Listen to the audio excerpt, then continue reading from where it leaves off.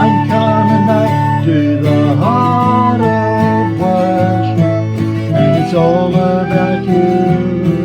It's all about you, Jesus. I'm sorry, Lord, for the things I've made it. When it's all about you, it's all about you, Jesus. So this is session 2 of Genuine Worship, and I'm continuing on in the book of Malachi. In verse 6 of chapter 1 it says this: "If you priests who show contempt for my name," but you ask, "How have we shown contempt for your name?" "By offering defiled food on my altar." But you ask, "How have we defiled you?" Now the priests were the one who represented God to the people and the people to God. They were responsible for making the morning and evening sacrifices, and also the sacrifices that people brought as appeasing their sin. And the law of Moses said that the animal to be sacrificed must be without blemish. And this has been so right back on the night of the Passover, when they were told to get a lamb, this is in Egypt, told to get a lamb and to examine it, that it had no blemish on it. By the time of Micah, though, it appears that the animals being sacrificed were the sick and the weak ones. And this was an insult to God. They were offering up the animals that were no good to them. Instead of giving God their best, they were giving him the leftovers. And he challenged them. He said, "Would you serve these animals to your king or your governor?" And the answer is, of course not. You'd give him the best. And yet they were happy to give God inferior animals, meaning they had less respect for God than they did for their governor. The alarming thing is that the priests are asking, "Well, how are we defiling you?" They'd become so apathetic that they didn't even realise what they were doing.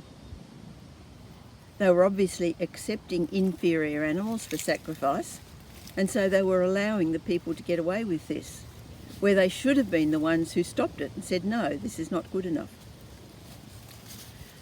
Further on in chapter 1 it says to the priests, "But you profane it by saying, 'The Lord's table is defiled and its food is contemptible,' and you say, 'What a burden,' and you sniff at it contemptuously." Not only were the priests allowing this to happen, but they had contempt for the system of sacrifice, instead of seeing it as the way that a gracious God allowed them to deal with the sin in their midst. No wonder he says in chapter 10, "Oh, that you would shut the temple doors, so you would not light useless fires on my altar. I'm not pleased with you, and I will accept no offerings from your hands." He ends the chapter by saying, "For I am a great king, and my name is to be feared among the nations." Now, just before we get too pleased that he's getting stuck into the priests, we need to remember this. The priests represented God to the people and the people to God. As Christians, we are a priesthood. That is, we have the role of representing God to people. So are we honouring God? Do we give him the best of what we have? Do we make a commitment to our giving of money? It's not the amount that matters, it's the commitment. Is it something that we put aside first and then are happy to live on the rest? Or do we give God whatever's left over at the end? What about our time? Do we worship God as a priority? Or do we attend worship if there's nothing else on? Would God look on us and thank us for the way we honour him?